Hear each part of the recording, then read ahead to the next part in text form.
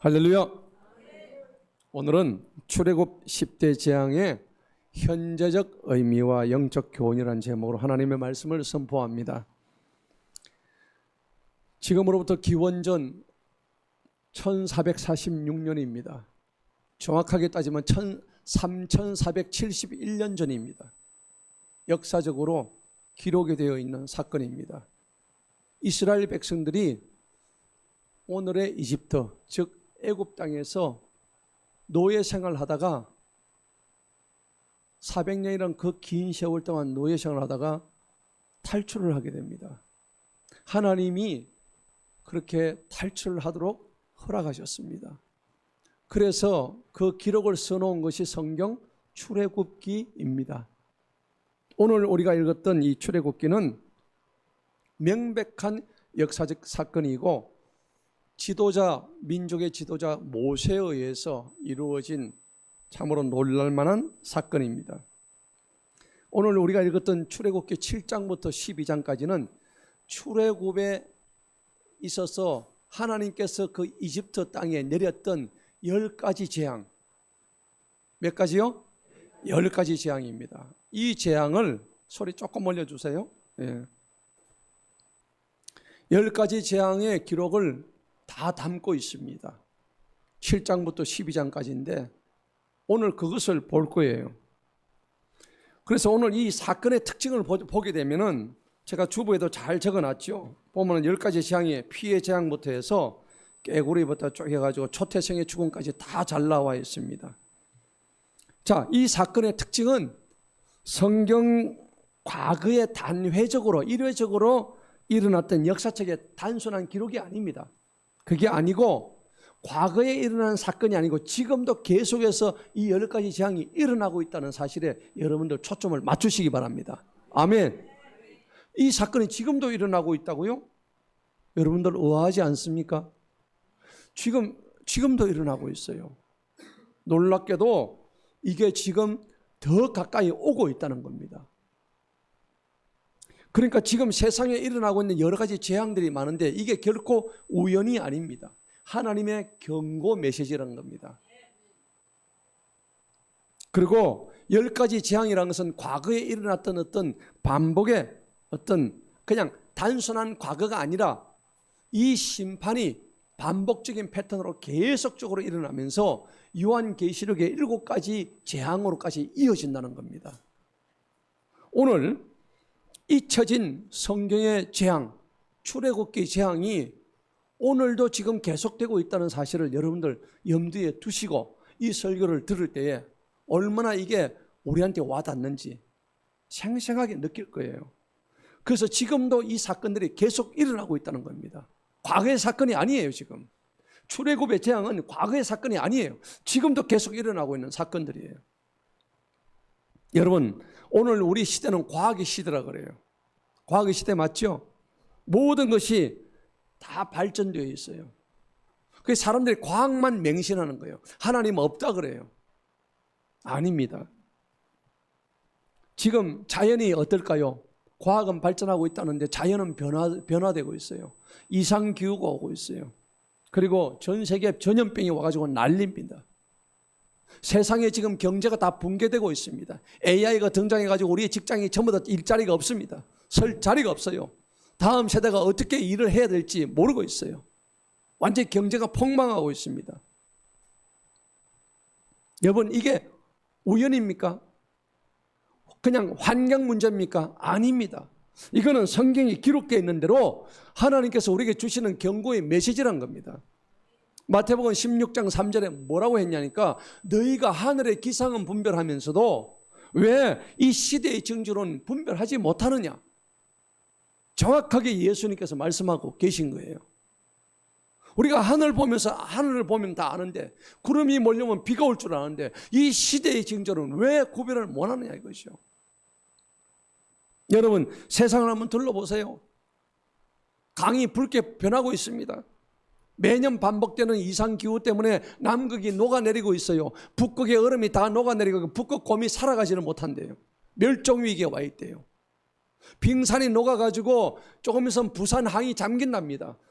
30년 뒤 되면 부산 부산의 3분의 1이 없어진대요. 여러분 무섭지 않습니까? 아프리카, 중국 가면 메뚜기가 막 떼가 창궐하고 있어요. 온 땅을 뒤덮고 있어요. 전염병 코로나가 와가지고요, 전 세계를 휩쓸고 있습니다. 마스크를 쓰지 않으면 돌아다닐 수 없을 정도로. 그리고 지금은 어때요? 곳곳에서 전쟁이 터져가지고 미사일 쏘고 난리가 나고요, 사람들이 아우성침에 죽고 있습니다. 여러분, 우리가 지금 평화시대인 거죠. 이 한반도도 사실은 지금 정전입니다. 휴전이라고요, 휴전. 정전이 아니고 휴전입니다. 전쟁을 잠시 쉬고 있을 뿐입니다. 끝난 게 아니에요. 종전이 아니에요. 그래서 이런 여러 가지 단순한 지구 환경 변화의 문제가 아니라 지금에 나타나고 있는 현상은 하나님께서 우리에게 요구하시는 회개의 나팔소리다, 회개의 경고소리다 하는 것을 우리가 분명히 알아야 되는 거예요. 오늘도 완악한 이 세상, 하나님 말씀에 불순종하고 있는 완악한 세상에는 하나님의 경고장이라는 얘기입니다. 그런데 하나님의 경고는요, 한 번만 딱 내려가지고 노아의 홍수 때처럼 싹 쓸어가면 얼마나 좋겠습니까? 그렇지 않습니다. 하나님은 미리 예고를 하셔요. 조심해, 너 조심해, 미리 경고하십니다. 그래서 하나님의 경고는 점진적이에요. 점진적. 그러다가 나중에 한 방에 심판하시는 날이 옵니다. 그러니까 하나님이 경고하시는 목적이 뭘까요? 회개란 겁니다. 네가 가는 길을 돌이켜라. 네가 가는 길을 진짜 모르겠거든. 나에게 돌아오라. 돌아오라. 계속 그 말씀하시는 거예요. 하나님은요, 단번에 심판하지 아니하세요. 만약에 우리가 잘못된 것을 아시고 단번에 심판했다면 오늘 여기 살아있을 사람 아무도 없습니다. 그래서 10가지 재앙의 특징이 뭐냐 그러니까 경고에서 경고를 계속 하다가 마지막에 심판을 하시는 겁니다. 하나님의 은혜를 계속 은혜 하시다가 마지막에 말을 안 들으니까 진노를 하시는 거예요. 우리가 이런 특징을 알 때에 10가지 재앙의 의미를 분명히 깨닫는 거예요. 자, 그래서 7장부터 12장까지는 10가지 재앙이 나오는데 그 10가지 재앙의 첫 번째가 여러분 이제 우리가 궁금하죠. 첫 번째부터 10가지 재앙을 우리가 알아봐야 되는 거예요. 그 첫 번째가 뭐냐? 피해 재앙이에요. 오늘 우리가 읽었던 출애굽기 7장입니다. 7장에 보니까 17절 한번 보십시다. 17절 보면 주님께서 이같이 말씀하셨으니 내가 이것으로 인하여 내가 주님인 줄 알리라 하셨나니 보라, 내가 내 손에 잡고는 뭐로요? 지팡이로 강에 있는 뭘 쳐요? 물을 칩니다. 그리하면 그것이 피로 변하리라. 이 모세가 든 지팡이가 뭡니까? 하나님의 심판봉이라는 얘기입니다. 도둑을 째려잡는 몽둥이라는 얘기입니다. 그러니까 이 지팡이는 성경에서는 굉장히 중요한 의미가 있어요. 심판의 규로, 하나님 통치의 권세, 심판의 도구, 말 안 듣는 백성들에 대한 하나님의 회초리, 이런 뜻입니다. 시편 2장 9절에 보니까는 철장으로 그들을 깨뜨리리라. 철장이 뭐예요? 쇠막대기입니다. 쇠막대기로 해가지고 모든 걸 다 깨뜨린다고 하나님이 직접 말씀하십니다. 이사야 10장 5절에 보니까는 화 있을진저 아수르여, 너희는 내 진노의 몽둥이다, 내 분노의 막대기다. 그 몽둥이 막대기가 오늘 여기서 말씀하시는 바로 지팡이인 거예요. 이 지팡이를 어디다 쳐요? 강에 있는 강물에다가 바로 칩니다. 여러분, 왜 강에 쳤을까요? 여러분, 한강과 낙동강이 있어야 우리가 매일 쌀로 밥을 지어 먹을 수 있죠. 이 낙동강 물 없으면 어디서 지어 먹을 거예요? 여러분, 수도꼭지 틀면 물이 나오잖아요. 낙동강 물 다 정수한 물이에요. 서울 사람들은 한강물 다 정수해가지고 수도꼭지 틀면 물이 콸콸콸 나오는 거예요. 예. 그런데 이집트 사람, 애굽 사람한테 그 강 이름은 뭐였어요? 나일강이었어요. 생명의 젖줄이란 말이에요. 하나님의 심판의 몽둥이가 저들이 생명의 젖줄이라고 하는 나일강을 그냥 바로 때려버리는 거예요. 놀라운 일들이에요. 그래서 저들의 젖줄이었던 생명줄이 이집트 나일강을 모세가 딱 치니까는 그냥 순간적으로 강물이 뭐로 변해요? 피로 쫙 변한단 말이에요. 현대판 적조 현상이 일어나는데 여러분 사진 한번 보십시다. 이게 뉴스에 실제로 나온 거예요. KBS 뉴스에서. 어느 강입니까? 나일강이 저렇게 피로 변했어요. 대재앙이 지금 현실로 왔대요. 성경 속에 정말 진주와 이스라엘 전체가 지금 들들 떨고 있다는 얘기입니다. 이것뿐만이 아닙니다. 러시아, 아르헨티나, 브라질, 중국, 일본 말할 것도 없어요. 전부 다 지금 피로 변하고 있어요. 여러분, 제가 그냥 하는 얘기가 아닙니다. 하나님이 그 강을 피로 만들어 버리시는 거예요. 그래서 저게 왜 저렇게 되는가 조사를 해보니까 플랑크톤이 막 정식을 해가지고 모든 물을 갖다 썩게 만들어 본 거예요.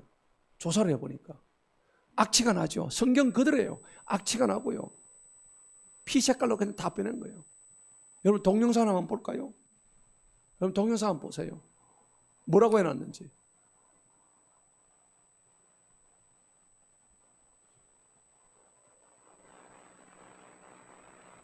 실제 지금 일어나고 있는 사실들입니다. February 7, 2025, in Argentina, the river has officially gone red, which people across Argentina used to use as a drinking water source has now turned into this blood-like red color water. 완전 And 피피처럼 scientists and 변했습니다. officials are currently testing out on what really caused this water to turn into red color. Now, the Bible already states that there is a prophecy that's going to come true where the water is going to be turning into blood red color. And these waters are going to be poisoned where people will not be able to get any drinking water anymore. Where 1/3 of water in the world is going to be poisoned because of this red color phenomenon. Now, what's interesting about this is that it's not just Argentina, but it's also happening in Peru, where on February 4th, in Ramak River has also turned into red blood color. Now, take a look at this footage right here. It definitely seems like there is something crazy going on. Now, obviously, this is not blood, but in fact, a lot of people have been saying that these are some sort of a symbolic signs that God is literally revealing before the second coming of Christ. Now, before we get into all of those details, the water turning red does not just end here, because at the same time, this also took place in Japan, where apparently there was a coolant leak into the water, and the entire river of 여기까지 Japan 보겠습니다. also ended up. 저걸 다 보려 그러면은 오늘 이 시간 다 모자랍니다.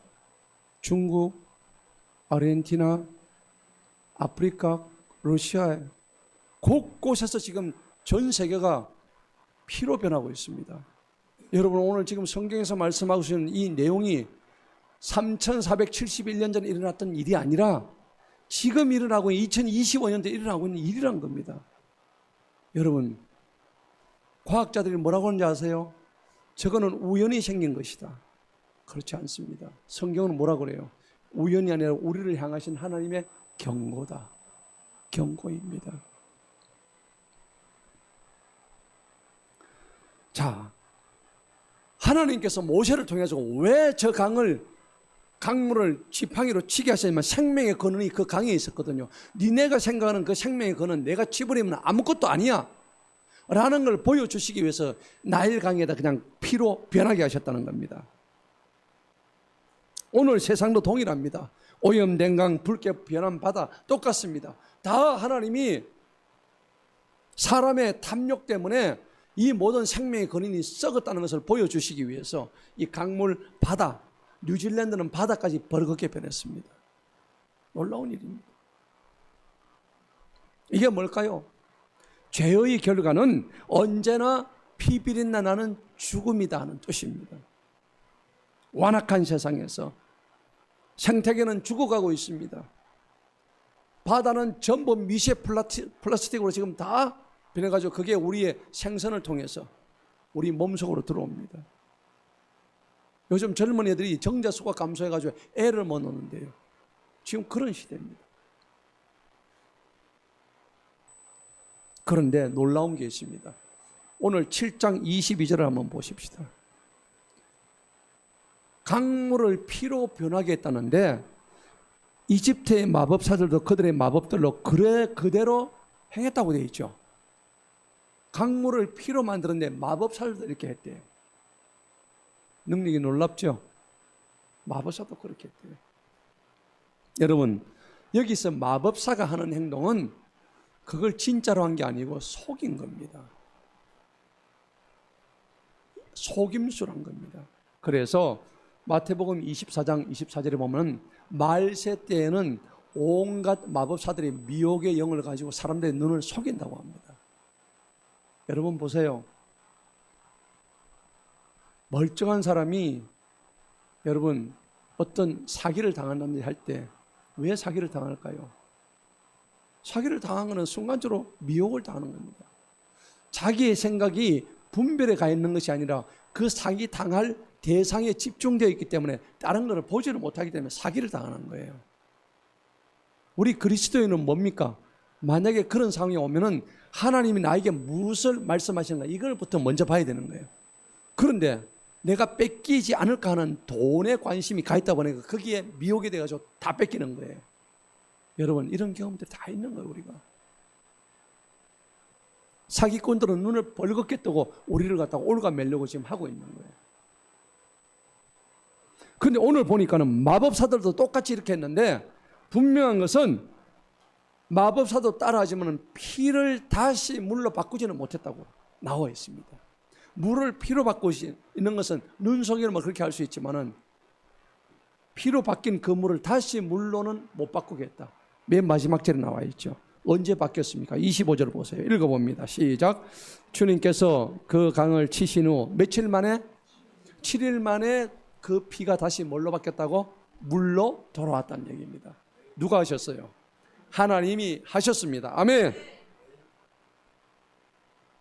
자, 이게 첫 번째 피의 재앙입니다. 두 번째가 뭐냐 그러니까는 출애굽기 8장으로 넘어갑니다. 1절부터 32절까지 쭉 나와 있는데 이 8장 안에는 깨구리의 재앙, 두 번째 이의 재앙, 세 번째 파리의 재앙 세 가지가 나옵니다. 먼저 개구리의 재앙을 한번 보십시다. 개구리의 재앙은요, 개구리는 뭘까요? 여러분 저기 한 사진 한번 보십시오. 개구리가 자세히 보면 개구리가 온 도시를 어떻게 했어요? 뒤덮고 있죠. 여러분 반찬 뚝 올렸는데 그 안에 개구리가 나온다고 생각해 보세요. 식탁 위에도 개구리가 오고 여러분 온몸에 개구리들 탁탁 붙어가지고 있다 생각해 보세요. 소름 끼치지 않습니까? 온 이집트 땅에 개구리들이 이렇게 와 있다는 겁니다. 저게 지금 실제 개구리들 출몰한 장면들입니다. 실제로 나온 장면들입니다. 지금도 저렇게 하고 있습니다. 여러분 이 개구리는 무엇을 뜻하냐? 영적으로 세상의 더러움을 얘기하는 거예요. 우상 숭배를 얘기하는 거예요. 개구리가 소리를 어떻게 냅니까? 개골개골 내죠. 다른 소리 냅니까? 개구리는 개골개골밖에 못해요. 똑같이 거짓된 소리를 개골개골 밤낮으로 개골개골 하는 거예요. 자, 그래서 계시록 16장에 가보면 개구리 입에서 새 더러운 영이 튀어나옵니다. 거짓 선지자의 영, 또 악한 영, 온갖 더러운 영들이 세 가지 영이 튀어나오는데 개구리 입에서 튀어나와요. 역겨운 혼란을 얘기하는 겁니다. 그래서 이 개구리는요, 애굽에서 굉장히 높임을 받았어요. 왜냐하면 애굽에서 개구리는 다산의 풍요의 신이라고 인정받고 있거든요. 근데 이게 사람의 몸에 소뚜껑을 열면 그릇 안에 다 있다는 겁니다. 얼마나 더럽고 징그럽습니까? 거의 극치입니다. 이게 현재적인 의미는 뭘까요? 이거는 거짓 예언, 영적인 미혹, 세속적인 번영 이런 것을 말합니다. 개구리는 개골 소리는 많지만 뭡니까? 진리는 없는 것을 뜻한다는 얘기입니다. 세 번째 한번 봅시다. 세 번째는 이의 재앙입니다. 이 아시죠? 여러분 옛날에 이하고 같이 살았죠? 저도 이하고 살았습니다. 내복에 해가지고 이 잡는다가 톡톡 이렇게 해가지고 기억나십니까? 많이 잡았죠? 이렇게 하면 톡톡 재밌습니다. 예. 옛날에 이 많이 잡았잖아요. 근데 그 이의 재앙이 어떻게 왔는가 신기합니다. 거기 보니까 땅의 티끌로 시작됐다고 되어 있습니다. 놀라운 일입니다. 예. 자, 땅의 티끌로 만들어졌는데 먼지를 모아가지고 땅의 티끌에 보면 먼지 같은 게 많습니다. 그걸 하나 딱 치니까는 그 먼지들이 뭘로 전부 다 이로 변한 거예요. 이게 세 번째 재앙입니다. 그런데 놀라운 것은 이는 무엇을 상징할까요? 눈에 보입니까? 잘 안 보이지요? 눈에 안 보이지만 분명히 있죠. 있어가지고 우리 몸에 들러붙어가 뭘 빨아먹어요? 피를 빨아먹습니다. 굉장히 중요한 의미입니다. 이는 매우 작지만은 인간의 삶을 무너뜨리는 아주 영적인 더러움을 의미하는 겁니다. 눈에 보이지 않는 영적인 더러움입니다.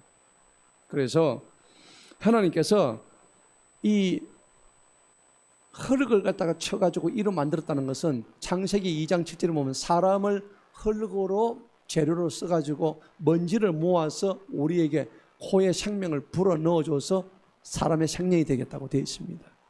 자, 그런데 오늘 여기 보니까는 창세기 3장 19절에 보면 너는 흙이니까 흙으로 돌아가리라 라고 얘기한 거예요. 우리는 흙과 같은 존재예요. 흙이에요.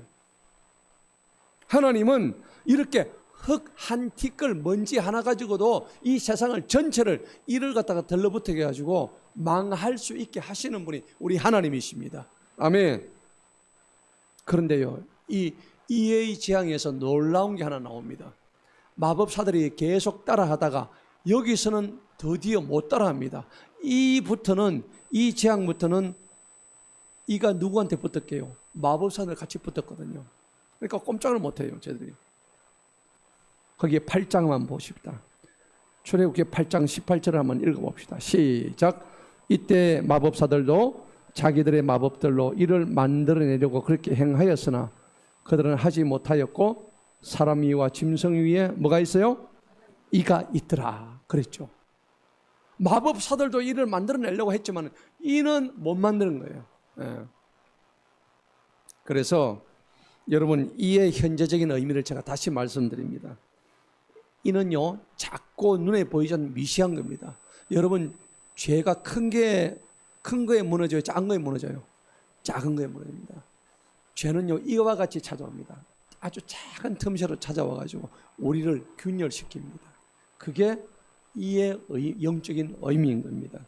그리고 이는요 딱 붙어가지고 기생충처럼 우리의 피를 서서히 빨아먹습니다. 우리는 빨아먹힌지도 모르고 당하고 있는 거예요. 여러분 지금 여러분의 영에 붙어있는 이가 있다면 빨리 주님의 보혈로 깨끗이 씻으시기를 축복합니다. 눈에 보이지 않아요. 이는 눈에 보이지도 않아요. 눈에 보이지 않는 게 죄라는 얘기입니다. 아주 은밀한 죄, 은밀한 음란, 그리고 비밀스러운 그런 죄악들, 내 내면의 그런 교만들 보이지 않습니다. 이게 이와 같은 거예요. 그래서 이의 재앙을 하나님이 주신 이유는 바로 이런 영적인 의미가 분명히 있다는 것을 오늘 깨달으시기 바랍니다. 그러니까 이는요 한번 왔다면 이게 번식력이 가지고 온몸에 다 퍼져요. 이 죄의 전연성까지 이가 다 상징하고 있는 거예요. 그런데 이가 많으면 몸이 어떻게 될까요? 벅벅 끓죠. 이가 많으면 몸에서 자꾸 피가 나고 가렵습니다. 이게 뭐냐니까 내 몸이 반응한다는 얘기입니다. 작은 죄라도 내 속에 있으면 내 몸이 자꾸 반응을 해요. 그래서 양심에 찔림이 옵니다. 영적으로 계속해서 불안해지는 겁니다. 자, 네 번째입니다. 네 번째는 무슨 재앙요? 파리의 재앙입니다. 여러분 주문 한번 보세요. 파리 재앙 나오죠? 파리의 특징이 뭡니까? 파리는요 어디에 있습니까? 항상 썩은 곳에 있습니다. 깨끗한 곳에 있는 게 아닙니다. 파리는 썩어 문드러진 곳에. 자, 그래서 마태복음 12장 4절 가면요 바알세봅이라고 나옵니다. 마귀의 대장 바알세봅이라고 나오는데 이 바알세봅의 뜻이 뭐냐니까 파리의 대왕이라는 얘기입니다. 썩어서 죽어서 문드러진 곳에 파리가 들러붙는다는 얘기입니다. 자, 그래서 하나님은 이집트의 부패를 파리로 본 거예요. 파리가 들끓는 더러운 것으로 본 겁니다. 그것을 이집트가 애굽이 부패했다는 것을 드러내기 위해서 파리를 보내시게 되는 겁니다. 여러분, 그러니까 파리는 부패의 결과지 원인이 아니에요. 즉 애굽의 썩은 문화, 도덕적인 부패, 그리고 교만한 종교 때문에 하나님이 파리를 보내신 거예요. 그런데 불구하고 22절을 한번 보십시다. 22절 한번 읽어봅시다. 8장 22절 시작. 내가 그날에 내 백성들이 거하는 고센의 땅을 뭐한다고? 고별하십니다. 파리가 애굽 땅에 다 가는데 누구 땅에만 안 가요? 고센 땅에만 파리가 안 가는 거예요. 거기 누가 살았어요? 이스라엘 백성들이 살은 거예요. 이스라엘 백성들은 애굽 사람들하고 거룩히 뭐가 됐다고? 구별이 된 거예요. 여러분, 우리 구별됐습니까? 구별됐어요? 내가 세상 사는 건 뭐가 다릅니까? 여러분, 분명히 자기 자신을 보시기 바랍니다. 내가 세상 사는 건 뭐가 달라요? 다른 게 있어야 됩니다. 가장 중요한 포인트는 바로 거룩입니다. 거룩하지 않으면 구별된 게 없습니다.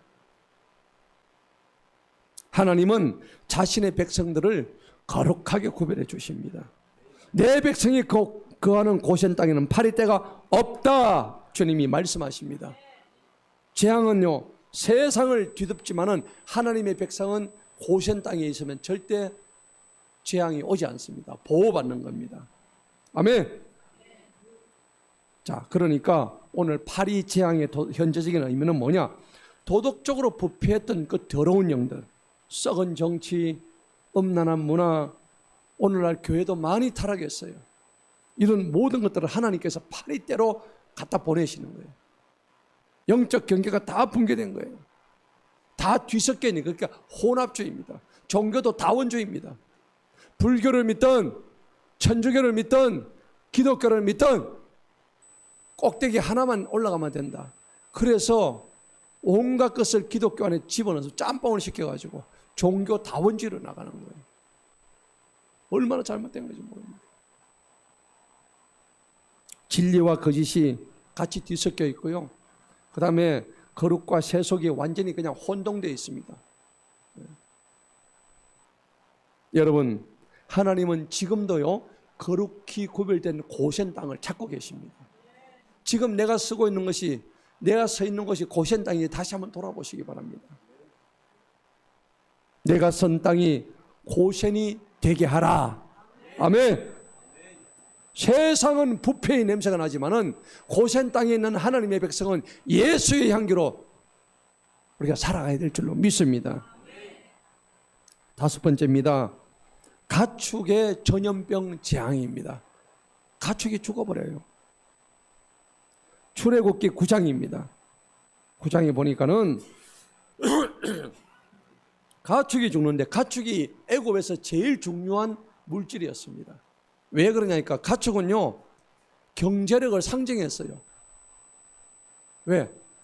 이 가축은 가지고 있으면 돈이니까요. 그 다음에 노동력도 제공하죠. 그 다음에 돈으로 환산도 되죠. 그 다음에 제사를 지낼 때에 제물로도 쓰인 것이 바로 짐승들입니다. 자, 그런데 애굽 사람들이 하나님을 의지하기보다도 이 소나 양이나 제물을 더 의지했다는 얘기입니다.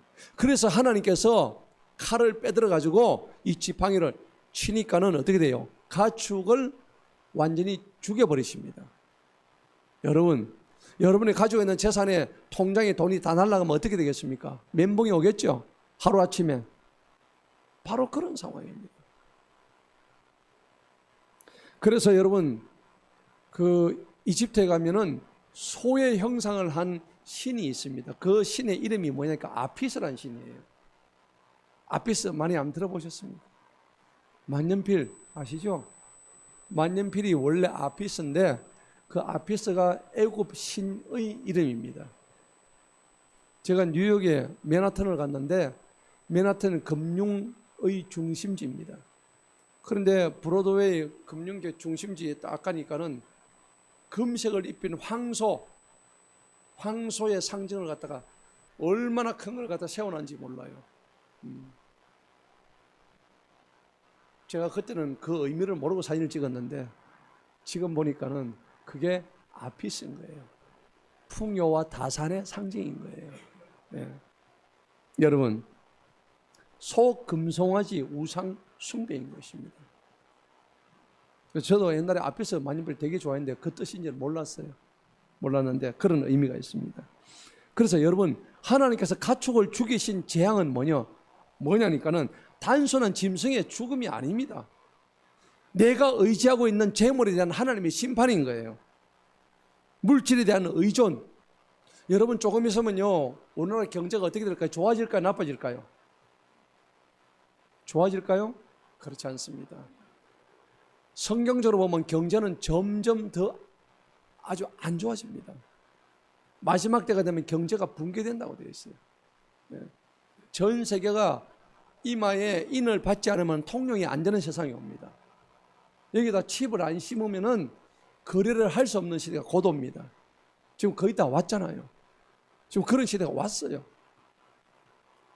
여러분, 스마트폰만 찍으면 바로 결제가 되는 지금 그런 세상이 왔다고요. 그러면은 앞으로 어떻게 될까요? 물가가 폭등합니다. 그 다음에 경제가 위기가 오고요. 부동산 붕괴 현상이 막 계속 생깁니다.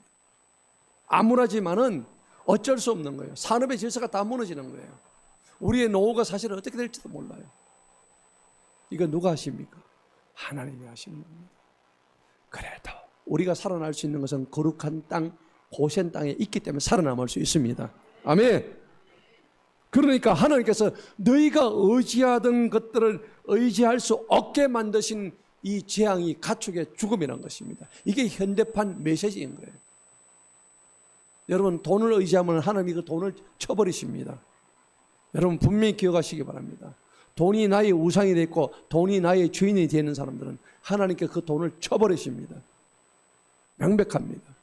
오늘 가축의 재앙이 바로 그러한 영적인 의미로 우리에게 온다는 겁니다. 잠언 23장 4절로 5절에 보니까는 너희가 부자 되기 애쓰지 말아라. 재물은 반드시 날개를 단다요. 독수리처럼 되어서 하늘로 날아가 버린다고 성경에 나와 있습니다. 그러니까 마태복음 6장에 뭐라고 했습니까? 너희 보물을 어디에 쌓아두라고? 하늘에 쌓아두라고 했습니다. 땅에 쌓지 말고, 땅에 쌓으면 동록이 먹고 조미 파먹고 녹이 썰고, 그래서 너희 보물을 어디에 쌓아라? 하늘에다 쌓아라. 명백하게 말씀하고 있습니다.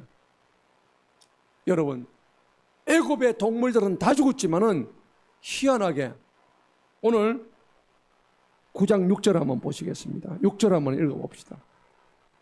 출애굽기 9장 6절 다 같이 읽습니다. 시작. 다음 날 주님께서 그 일을 행하시니 이집트의 모든 가축이 죽었으나 이스라엘 자손의 가축 중에는 하나도 죽지 아니하였더라. 우리가 구별된 자라면은 세상이 망해도 우리는 망하지 않습니다. 할렐루야. 이걸 믿어야 되는 거예요. 이걸 믿지 않고 벌벌벌 떨고 재물이 나의 우상이 돼가지고 재물이 나의 주인이 돼가지고 맨날 그것 때문에 전전긍긍하고 그렇게 하지 말란 얘기입니다. 하나님이 그렇게 하시면 그걸 쳐버리신다는 겁니다. 하나님은 오늘 묻습니다. 네가 나를 끝까지 신뢰하느냐? 아멘. 우리는 뭐라고 대답해야 될까요? 아멘 주여, 마라나타 주여, 어서 오시옵소서. 그 얘기를 해야 되는 거예요. 하나님의 백성은 우리의 생명이요 소유에 있지 않다고 성경 말씀에서 누가복음 12장 15절을 분명히 말합니다. 우리의 생명이 소유에 있지 않다고. 하나님의 백성은 하늘의 경제로 살아가야 합니다. 위기 속에서도 항상 우리가 감사해야 돼요. 아멘. 청지기 정신으로 살아가야 됩니다. 나누어야 됩니다. 구제해야 됩니다. 선교해야 됩니다. 아무리 위기 속에 있어도 하나님은 그걸 원하시는 거예요. 여섯 번째입니다. 종기의 재앙입니다. 여러분, 종기가 뭡니까? 몸에 나는 거죠.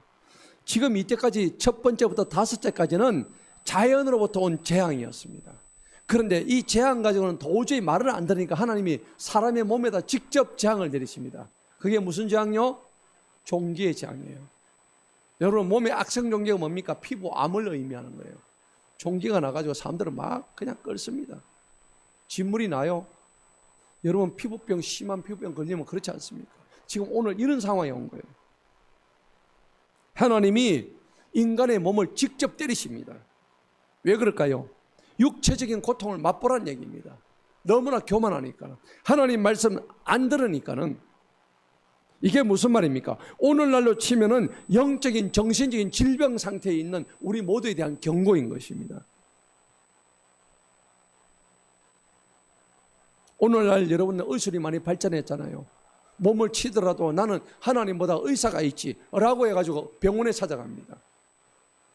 하지만 역대에 보면 아사왕이 하나님을 찾지 않고 오인을 찾았다가 어떻게 돼요? 죽습니다. 예. 여러분 이거 아시기 바랍니다. 그런데 어떻게 치느냐 하니까 8절을 보시기 바랍니다. 9장 8절 한번 보십시다. 하나님이 종기를 어떻게 치냐니까는 주님께서 모세와 아론에게 말씀하셨는데 너희는 뭐라고 되어 있습니까? 가마의 재들을 양손아귀에 가득 쥐고 그거를 하늘을 향해서 뭘요? 뿌리라고 되어 있죠. 그 가마, 불가마에 있는 그 재를 가지고 타다 남은 재를 가지고 하늘에 쫙 뿌리면 어떻게 돼요? 물집이 생기는 종기가 되는 거예요. 9절 보세요. 사람과 짐승의 물집이 생기는 종기가 되는 거예요. 악성 종기가 되는 거예요.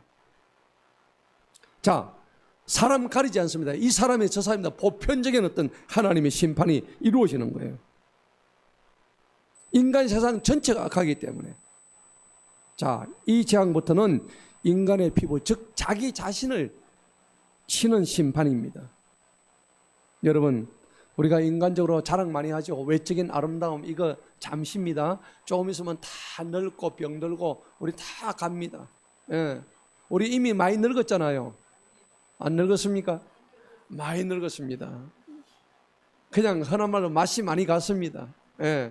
자, 그런데 이런 건강을 무너뜨리는 것도 결국 너의 생명은 하나님 손에 안에 있다 하는 사실을 오늘 인식시켜 주시는 겁니다. 자, 이 종기 재앙이 나고부터는 마법사들은 완전히 두 손 다 들어버려 항복하는 거예요. 그 앞에까지는 모방도 하고 뭐 지네들이 강물을 피로 바꾸고 했는데 이 재앙부터는 전혀 손을 못 쓰고 완전 항복합니다. 종기가 누구한테 와요? 마법사한테까지 오는 거예요. 마법사들도 지금 죽을 지경이에요. 너무 지금 종기가 와가지고 막을 수가 없는 거예요. 그래서 9장 11절 한번 보십시다. 보니까는 한번 읽어봅니다. 시작. 마법사들도 그 종기들 때문에 모세 앞에 설 수 없었다고 되어 있죠. 못 섭니다. 앞에 이전 재앙에서는 모방을 했지만은 절대 이 재앙부터는 그냥 몸의 종기 때문에 자기들이 존재할 수가 없는 거예요. 완전 두 손 두 발 다른 거예요. 그럼에도 불구하고 바로는 물러서지 않습니다. 이스라엘 백성을 내보내야 되는데 완악합니다. 강팍합니다. 여러분, 회개하지 않는 고집 가진 사람은 하나님의 심판을 자초합니다. 여러분, 우리 회개하시기 바랍니다. 회개하시기 바랍니다. 그러니까 오늘날 이걸 현재적 의미로 보자면 이 과거에 있었던 이 종기는 오늘날로 치면 우리한테 뭐냐? 정신적인 불안증, 우울증, 그 다음에 각종 중독, 혐오, 분열, 폭력 이런 모든 것이 사실은 현대판 종기인 셈입니다. 여러분 병에 걸려가지고 일시적인 치료 받을 거예요? 영원한 치유 받을 거예요? 영원한 치유 받으시기 바랍니다. 발에 병이 나가지고 의원을 찾던 아사왕처럼 하지 말고 의료를 믿는 신앙이 아니라 우리는 하나님을 전적으로 믿는 신앙 가지시기 바랍니다. 출애굽기 15장 26절에 나는 너희를 치료하는 여호와 하나님이니라. 여호와 라파의 하나님. 할렐루야. 그리고 7번째입니다. 출애굽기 9장 18절에서 26절에 보니까 오박의 재앙이 내려옵니다. 여러분, 여기서부터는 재앙 중에 가장 강력한 전환점이 옵니다. 하늘로부터 직접적으로 심판이 막 떨어집니다. 여러분, 우박 아시죠? 저기 한번 보십시오. KBS 뉴스에 나온 건데 우박이 어느 정도 크기다고? 야구공보다 크대요. 여러분, 얼음인데 하늘에서 떨어지는 얼음을 머리에 맞으면 어떻게 될까요? 빵꾸 납니다. 맞아요, 맞아요. 차 박살 다 났습니다. 저게 떨어졌던 미국 중부에 차고 집이고 전부 다 구멍이 다 뚫렸어요. 이게 여러분들 출애굽기에 나온 재앙이 아니에요. 지금 일어나고 있는 현실이란 말이에요. 제가 설교 초반에 제가 말씀드렸죠. 이게 3,400년, 500년 전에 일어난 일이 아니고 지금도 계속되고 있는 일이라고요. 여러분 어떻게 이게 가능하겠습니까? 그런데 오늘 여기에 나와 있는 이 우박에는 특징이 있어요. 우박 안에 뭐가 들어있어요? 불이 들어있다고. 한번 볼까요? 출애굽기 9장 한번 봅시다. 18절. 보라, 내일 이때쯤에 내가 매우 심한 뭘 내려요? 우박을 내리는데 이때까지 이집트에는 없었던 우박을 내린다고. 모두 죽습니다. 이거 맞아가지고. 예. 그런데 이 우박을 한번 보세요. 24절에 이 우박 안에 뭐가 들어있는지 한번 보세요. 보석이 들어있겠어요? 한번 읽어봅니다. 시작. 그러므로 우박이 내리는데 그 우박에 머리 있어요? 우박 안에 불이 있대요. 우박이 여러분 얼음이에요? 얼음 아니에요? 얼음 안에 뭐가 있다고? 이게 무슨 뜻이에요? 얼음하고 불하고는 삼국인데 어떻게 얼음 안에 불이 들어있을까요? 그러니까 이게 말이 안 되죠. 인간적인 사고로는 이해가 안 되는 상황이 지금 일어난 거예요. 그래서 하나님께서 이거는 어떤 상황이냐면 초자연적인 상황입니다. 인간의 상식으로는 이해되지 않는 그런 상황이라는 얘기입니다. 자, 오늘 저 사진을 보지 야구공보다 큰 우박이 내리고 우리나라에서도 골프공만한 우박이 지난번에 충남에서 계속 내렸죠. 여러분 조금 있으면요 농구공만한 우박이 떨어질 수 있습니다. 축구공만한 우박이 떨어지면 우리는 다 죽습니다. 어떻겠어요? 차 박살납니다. 그게 가속도가 중력이 붙어가지고 떨어진다 해보세요. 살아남을 자 아무도 없습니다. 이거는 어디서부터 내려오는 심판이에요? 하늘에서 내려오는 심판입니다. 이거는 지금 7번째 재앙인데 여기서부터는 완전히 하나님이 진노하시가 하늘에서 직접 내리시는 거예요. 말을 하도 안 들으니까. 몸을 끌고도 안 되고 하니까 하늘에서 바로 내리시는 거예요. 여러분, 우박 속에 불이 있다는 것은 무슨 뜻입니까? 우박은요, 얼음이 단단해요. 차가워요. 하나님의 냉정함을 나타내는 거예요. 그런데 그 속에 불이 있다는 건 불은 하나님의 심판, 진노를 의미하는 거예요. 있을 수 없는 서로 상극이 우박 안에 불이 있다는 것은 바로 그런 초자연적인, 초월적인 현상인 것입니다. 그런데 이때 놀랍게도 우박 재앙 때에 바로 왕의 입에서 비로소 내가 죄를 지었다고 그 고백이 처음 나와요. 27절을 보십시다. 27절. 다 같이 읽습니다. 시작. 파라오가 보내어 모세와 아론을 불러 그들에게 말하기를 이번은 내가 범죄하였노라. 주님은 의로우시나 나와 내 백성들은 사악하다. 처음으로 자기 입으로 7번째 재앙에 고백을 합니다. 이 우박 재앙 때문에. 여러분, 그런데 그 고통의 순간에도 회개는 잠시뿐입니다. 우박이 그치고 나니까는 다시 옛날로 또 돌아갑니다. 여러분 어떠세요? 여러분들 지금 고통 속에 있습니까? 고통 속에 있을 때는 하나님의 이름 불러요. 고통 지나고 나면 언제 내가 하나님 이름 불렀냐?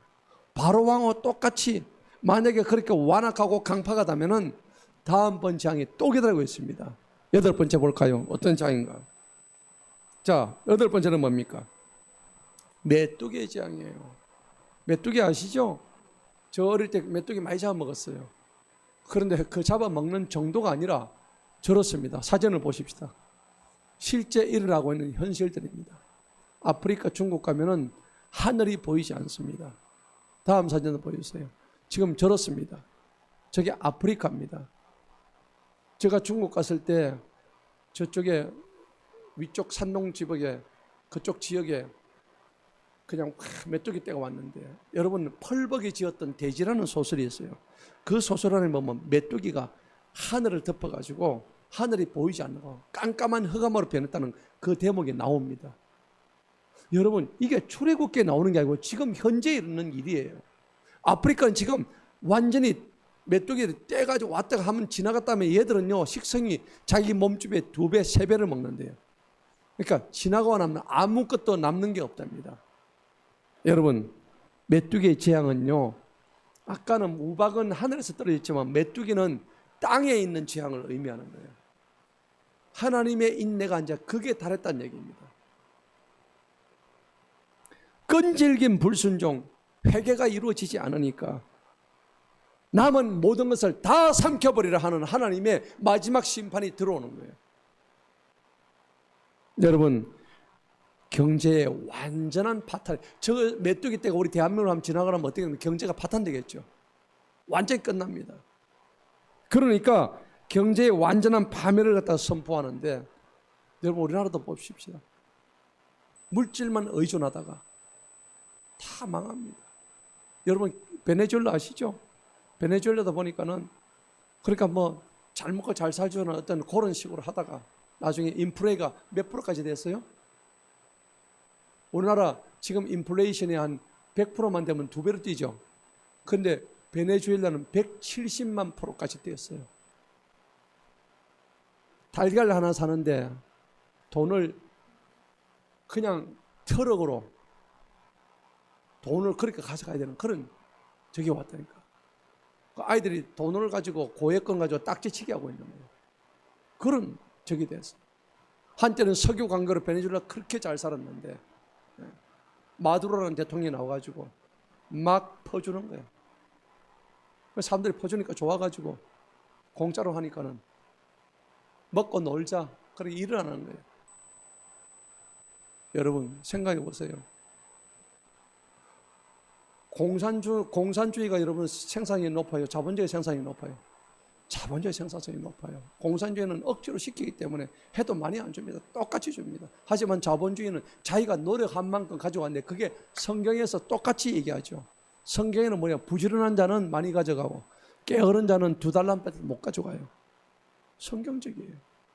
이게 문제가 되는 거예요. 경제가 완전히 파멸되는 이 시대가 지금 오고 있다는 겁니다.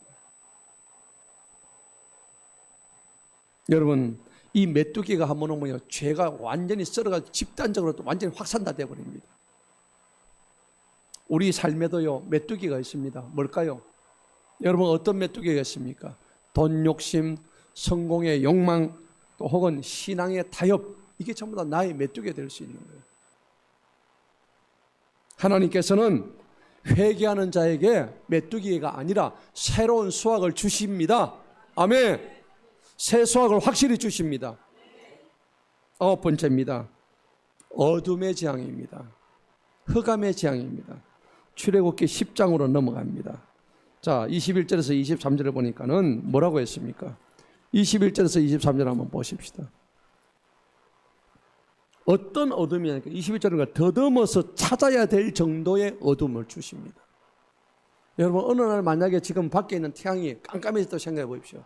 대낮인데 더듬어서 찾아야 될 어둠 정도 같으면 우리는 어떻게 합니까? 가서 부딪혀서 사고 나죠.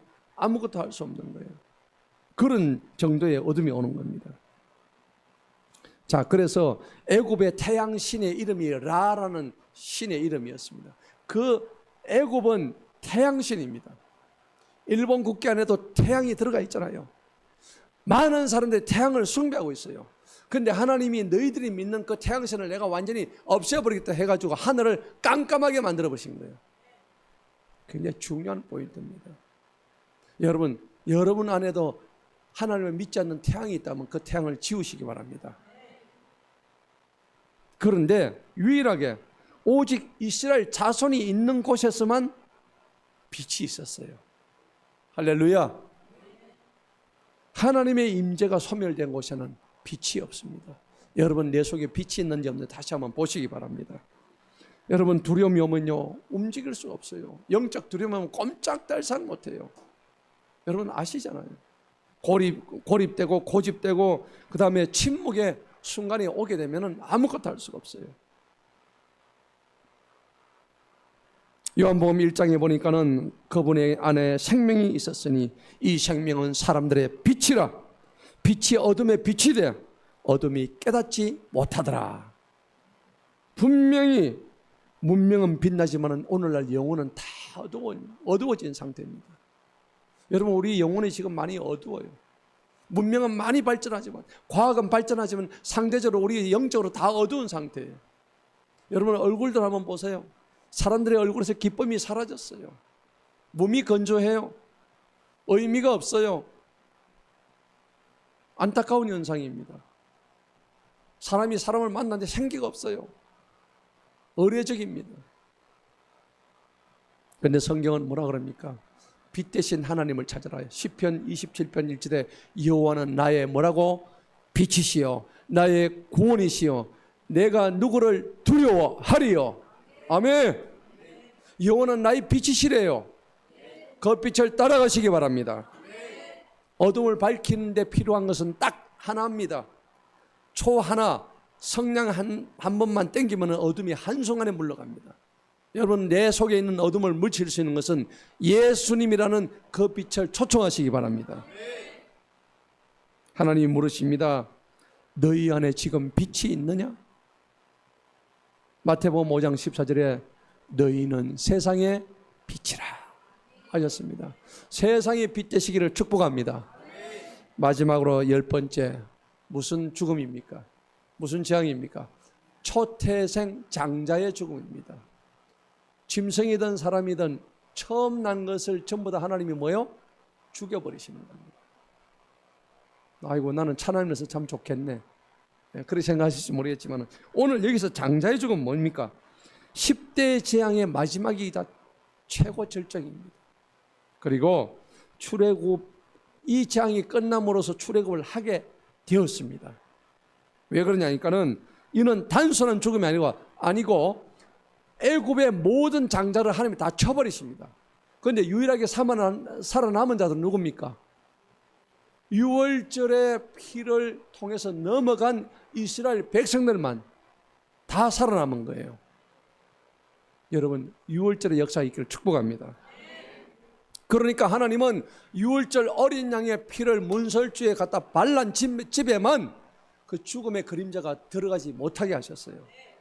그러니까 세상이냐 아니면 구원이냐, 이 둘의 구분을 경계를 지은 게 유월절의 어린 양의 피란 말입니다. 여기서 뭐가 시작됩니까? 진정한 복음이 시작되는 거예요. 여러분, 복음은 어린 양의 피로부터 시작되는 거예요. 예수 그리스도의 피로부터 시작되는 거예요. 그게 바로 십자가의 모형인 것입니다. 그래서 생명 그 자체를 죽여버리시는 사건이 마지막 10번째 재앙이십니다. 여러분, 근데 여러분 왜 하필이면 장자일까요? 장자를 치시는 이유가 뭘까요? 그걸 아셔야 돼요. 왜 첫째 아들입니까? 중요한 의미입니다. 여러분, 생명의 대표성은 장자입니다. 왜냐하면 하나님께서 그렇게 출애굽 13장 2절에 보니까는 처음 것은 다 내 것이라 했거든요. 아멘. 처음 것은 다 내 것이에요. 여러분, 소독의 첫 번째가 누구 거예요? 하나님 거란 얘기입니다. 처음 것은 다 내 것이라고 하나님이 선포하셨어요. 그래서 바로의 장자, 바로의 큰아들은 바로가 뭐라면 너는 신의 아들이다 라고 칭송을 했단 말이에요. 그래서 그 나쁜 놈들을 하나님이 치시려고 장자들을 전부 다 죽여버리시는 거예요. 예. 세상의 모든 죄의 대가는 하나님의 장자가 누구십니까? 예수 그리스도십니다. 똑같은 원리가 나오는 거예요.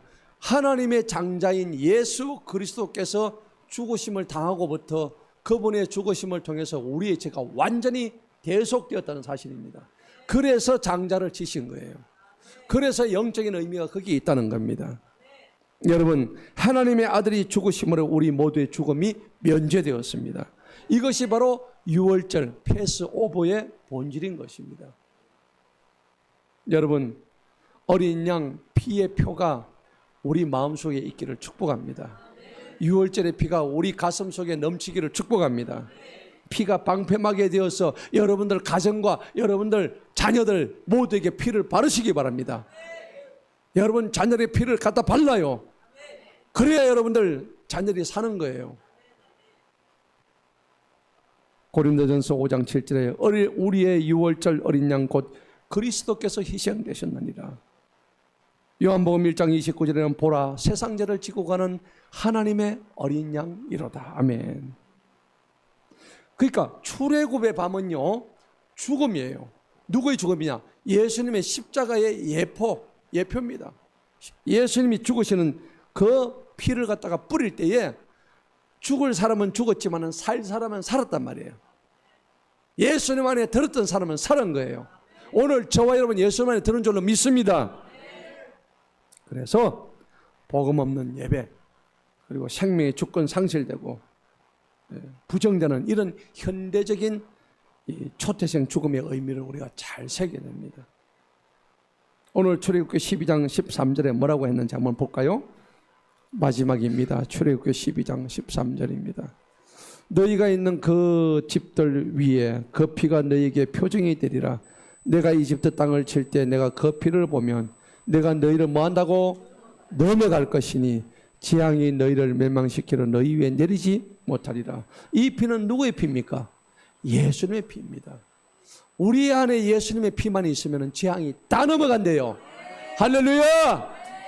우리 안에 예수의 피만 있으면 모든 재앙이 다 넘어간대요. 그 피가 바로 예수님의 피였다. 자, 말씀의 오늘 결론입니다. 오늘 10대 재앙의 결론은 딴 거 아닙니다. 단순한 재앙의 끝이 아니에요. 여러분, 출애굽기 재앙은 끝난 게 아닙니다. 이제부터 시작이에요.